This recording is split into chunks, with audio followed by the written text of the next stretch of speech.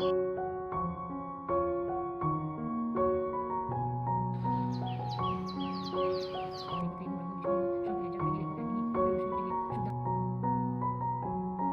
स्वामी समर्थ.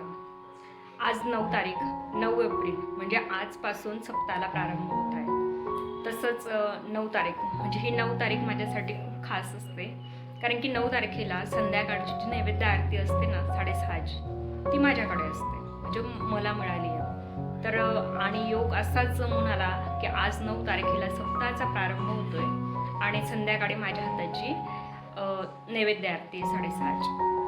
तर मग मी आज पारायणाला सुरुवात केली आणि ती घरीच केली, कारण की मला JNCची स्कूल असते, हृदयची स्कूल असते, त्याच्यामुळे मला ते केंद्रात शक्य होत नाही, म्हणून मी घरीच पारायण सुरुवात केली. तर आज पारायणाला सुरुवात करायची होती म्हणून मी पहाटे 5 वाजताच उठले, कारण मला हृदयंशूचा आणि त्याच्या पप्पांचा टिफिन बनवायचा होता. मग मी पहाटे उठून आंघोळ वगैरे केली, घरं वगैरे झाडून घेतली. त्यानंतर झाडू लावल्यानंतर मी स्वयंपाकाला सुरुवात केली.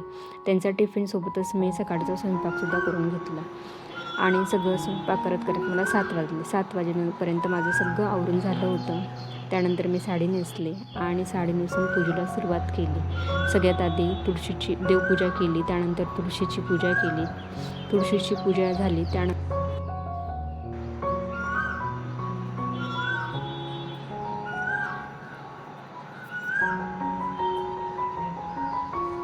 आता पारायणाचा पहिला दिवस असल्यामुळे सगळं साहित्य जमवायला खूप वेळ लागून जातो.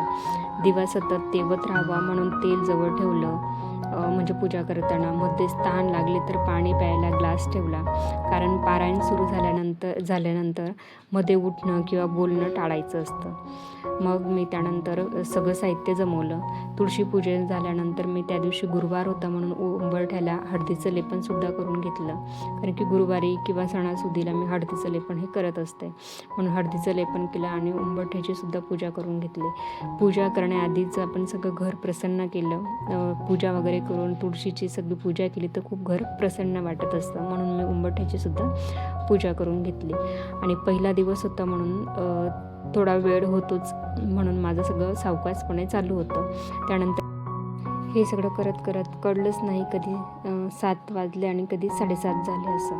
तोपर्यंत हृदयंशीचा टिफिन करून त्याला शाळेत पाठवायची तयारी केली आणि मग शांत मनाने एकाग्र करून मी पारायणाला सुरुवात करण्यासाठी तयारी केली. पहिला दिवस असल्यामुळे सगळं साहित्य जमवत खूप वेळ चालला जातो आणि तरीसुद्धा माझी सुरुवात ही 7:35 पारायणाला वाचायला सुरुवात झाली होती.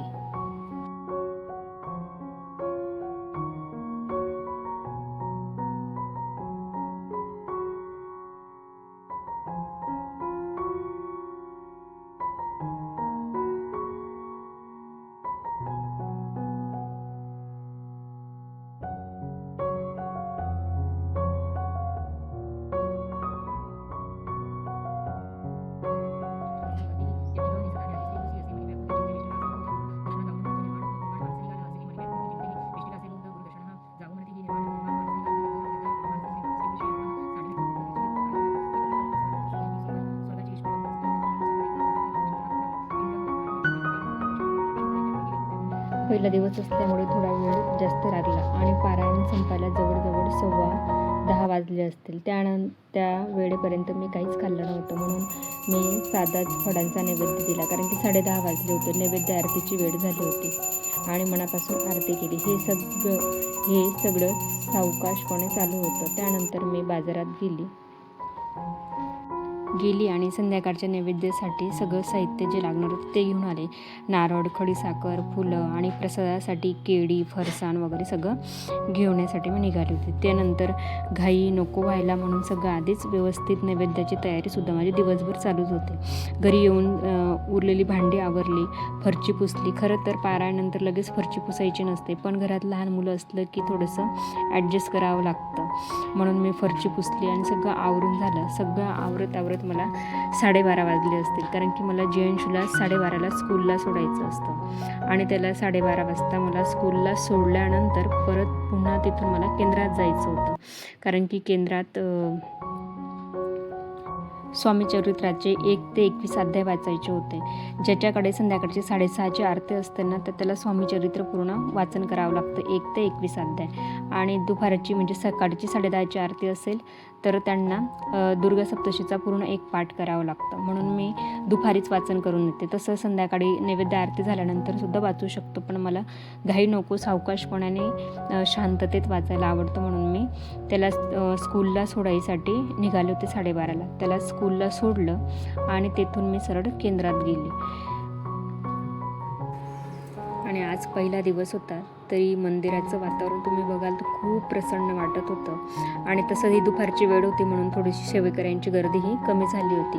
फक्त जे प्रहरला येणारे होते तेवढेच सेवेकरी येणं जाणं चालू होतं आणि वातावरण तर खूप प्रसन्न वाटत होतं. तसेच इथे 2 सेवेकरी हे स्वामी चरित्र वाचण्यासाठी असतात, 2 माळ जपण्यासाठी, 2 वीणा वाजवण्यासाठी, असे 6 सेवेकरी हे प्रहरसाठी सुरूच असतात. मग तसंच माझं 1 ते 21 अध्याय वाचून झाले. 21 अध्यायानंतर मी सुद्धा थोडा वेळ होता म्हणून मी सुद्धा प्रहर करून घेतला, कारण की मला 2 वाजेला हृदयांशीची स्कूल सुटणार होती. तोपर्यंत मला सगळा वेळ हा केंद्रासाठीच द्यायचा होता. 2 वाजेनंतर मी केंद्रातून निघाली आणि तिथून थेट स्कूलला गेली. स्कूलला मी हृदयांशीला घेतली आणि घरी येईपर्यंत मला तरी वाजले असतील 2:45.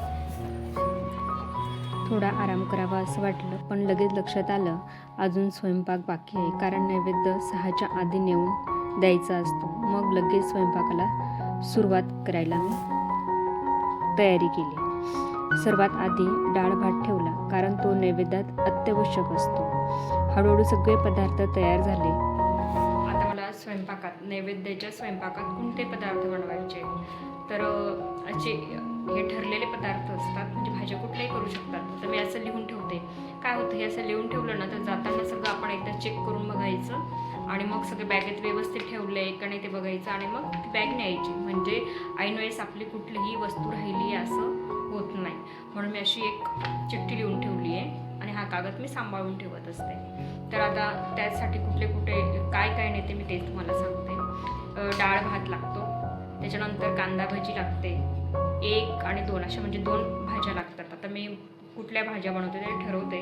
त्याच्यानंतर गोड पदार्थ लागतो. तुम्ही जिलेबी घेऊ शकतात किंवा घरातील शिरा पण करू शकतात. पोळी किंवा पुऱ्या दोघांपैकी काहीही चालतं. त्याच्यानंतर तिखट, लिंबू, मीठ, नारळ, खडीसाखर, दक्षिणा आणि पानाचा विडा, जो आपण देवीला चढवत असतो तो पानाचा विडा. त्याच्यानंतर फुले, तुळशीची पानं, म्हणजे प्रत्येक पदार्थावर ठेवायला लागतात आपल्याला नैवेद्य देताना. आणि प्रसाद तिथे नैवेद्य आरती झाल्यानंतर जो प्रसाद वाटायचा असतो त्यासाठी मी आता ठरवलंय केळी, तुम्ही ॲपल घेऊन जाऊ शकतात, कुठलंही फळ एक, आणि त्यानंतर चिवडा म्हणा किंवा फरसाण, असं एक पदार्थ घेऊन एक प्रसाद घेऊन जायचा. त्यानंतर 2 ताट न्यायचे. 1 ताट महाराजांना लावायचं आणि त्याच्यावर 1 झाकण्यासाठी न्यायचं. असे 2 ताट न्यायचे आणि ते ताट असे उघडे न नेता ते रुमालात गुंडाळून न्यायचे असतात. स्वच्छ धुवून पुसून रुमालात गुंडाळायचे आणि मग ते तिथे न्यायचे आणि तिथे ताट लावायचं. हे बघू शकतो. पण असं लिहून ठेवलं आहे, कारण की मी जाताना सगळी यादी चेक करून पाहते. डाळ, भात, भजी, पोळी, तिखट, लिंबू हे सगळं व्यवस्थित ठेवलं आहे का, फरसाण घेतलं आहे का, केळी, रुमाल, 2 ताटं त्याच्या रुमाल घेतला का, तुळशीची पानं तोडली की, विड्याची पानं. म्हणजे काय होतं, मला निघण्याच्या आधी सगळं एकदा चेक करून पाहिलं ना तर माझी कुठली वस्तू राहिली नाही हे कन्फर्म होऊन जातं. म्हणून मी अशा पद्धतीने एक लिस्ट तयार करून ठेवली, म्हणजे मला आठवण पडायला नको म्हणून. हळूहळू सगळे पदार्थ तयार झाले. भेंडीची भाजी, बटाट्याची भाजी, तसेच चटणीने एक चटणीचा प्रकार करायचा असतो म्हणून मी टमाट्याची चटणी बनवली. त्यानंतर लिंबू, मीठ, काही विसरायला नको म्हणून सगळं आठवणीने ठेवत होते. गोड पदार्थ म्हणून घरचाच शिरा बनवला होता आणि गरमागरम पुऱ्यासुद्धा बनवल्या होत्या. सगळं तयार झाल्यावर मी नीट पॅकिंग केलं. प्रत्येक गोष्ट चेक करत राहिली, घेतली की राहिली हे सगळं चेक करत होते. त्याच्याने डाळ भात, तर त्यासोबतच आपल्याला तूपसुद्धा आठवणीने न्यायचं असतं. म्हणून मी जे काही भाताची वाटी काढली ना, भात वाटीत, त्या वाटीतच मी तूपसुद्धा टाकून घेते, म्हणजे वेगळी बाटली मला घेऊन जायची गरज पडत नाही. मग मी सगळं एकदा परत पुन्हा चेक करून घेते, कारण की जायला येण्यात म्हणजे मला कमीत कमी ती 2 ते 2.5 किलोमीटर लांब येऊन जातं मंदिर. म्हणजे केंद्र 2-2.5 किलोमीटर लांब आहे. काही वस्तू राहिली तर ते खूप फजिती होऊ शकते, म्हणून मी पुन्हा चेक करत राहते. सगळं माझं चेक करून वगैरे झालं. मग मी छान साडी नेसली, कारण मला वाटतं नैवेद्य आरतीसाठी साडीचं एक वेगळंच महत्त्व असतं. म्हणून माझी सगळी तयारी झाली, साडी वगैरे नेसून झाली आणि पिशवीमध्ये पॅकिंगसुद्धा करून झाली. त्यानंतर मी निघाली होती केंद्रात जाण्यासाठी. तसंच मी जयंशूला घरी टाकून गेली, कारण की त्याच्या पप्पांसोबत ते येणार होते आणि मी जर लेट गेली असती, ते येण्याची वाट पाहिली असती तर मला खूप लेट झालं असतं. म्हणून मी तिथे गेली आणि ताट वगैरे लावण्यासाठी सुरुवात तरी व्हावी म्हणून मी निघून गेली आणि त्यांना तिघांना सांगितलं की तुम्ही नंतर या असं म्हणून. आता मी इथे निघाली आहे. स्कूटीवर सगळं साहित्य व्यवस्थित ठेवून घेतलं आहे आणि केंद्रात वेळेच्या आधी पोचली तर म्हणजे मला निवांतपणे ताट लावण्यासाठी खूप वेळ मिळतो, म्हणून माझी ही लवकर निघण्याची घाई सुरू असते. आणि मी केंद्रात वेळेवर पोचली. तिथे गेल्यानंतर सावकाशपणे सगळं ताट वगैरे नैवेद्याचं व्यवस्थित लावून घेतलं. जेवढे काही पदार्थ होते प्रसादाचे ते सुद्धा मी व्यवस्थित लावून घेतले, कारण की ऐन वेळेस घाई गडबड होणार नाही. कारण की 6 वाजून 25 मिनिटाला आपल्याला आरतीला सुरुवात करायची असते आणि 6 वाजून 25 मिनिटाला माझी आरती लावायला सुरुवात झाली. म्हणजे मी धूप लावलं, त्यानंतर 3दा स्वामी समर्थ महाराजांना अर्धचंद्राने ओवाळायचं असतं. 3दा स्वामी समर्थ महाराजांना ओवाळलं की त्याच्यानंतर औदुंबराला सुद्धा धूप ओवाळायचा असतो. त्यानंतर दिवा घ्यायचा, तो दिवासुद्धा 3दा आरती ओवाळायची. त्या स्वामींना ओवाळून झाली की उंबराच्या झाडाला सुद्धा ओवाळायची असते. त्यानंतर मग स्वामी समर्थ महाराजांना गायत्री मंत्र म्हणून आणि सगळ्या पदार्थांना तुळशीपत्राने नैवेद्य अर्पण करायचा असतो महाराजांना. नैवेद्य अर्पण करून झाला की नंतर मग आपल्या बरोबर 6:30 वाजता आरतीला ही सुरुवात होत असते.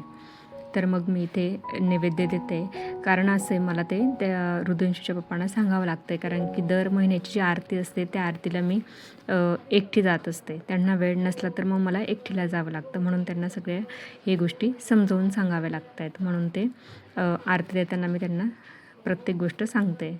त्यानंतर आरती नैवेद्य झाला आणि मग आरतीला सुरुवात झाली. आणि आरती करून झाल्यानंतर असं असतं की आरती झाल्यानंतर ती आरती ते ताट घासायचं असतं आणि मग सकाळच्या 10:30ची आरतीची तयारी आपल्याला आत्ताच रात्री करून जायची असते. म्हणून मी सगळं आरती झाल्यानंतर तिथलं सगळं पूसपास करून घेते, सगळं आवरून घेते, भांडे घासून घेते प्रसादाचे आणि नंतर सकाळच्या 10:30ची आरतीची तयारीसुद्धा करून जाते. आणि नैवेद्य घेतल्यानंतर सगळं नैवेद्याचं ताट मी पॅक केलं का तिथून सरळ घरी जायचं असतं, रस्त्यात कुणाशी बोलायचं नसतं. म्हणून मी सगळं नैवेद्याचं ताट वगैरे घेतलं आणि घरी गेली. सगळ्यांना तो प्रसाद दिला आणि मग जेवायला सुरुवात केली. अशा पद्धतीने माझा नैवेद्य आरतीचा दिवस जात असतो. चला भेटूया पुढच्या व्हिडिओमध्ये. तोपर्यंत सगळ्यांना बाय बाय. श्री स्वामी समर्थ.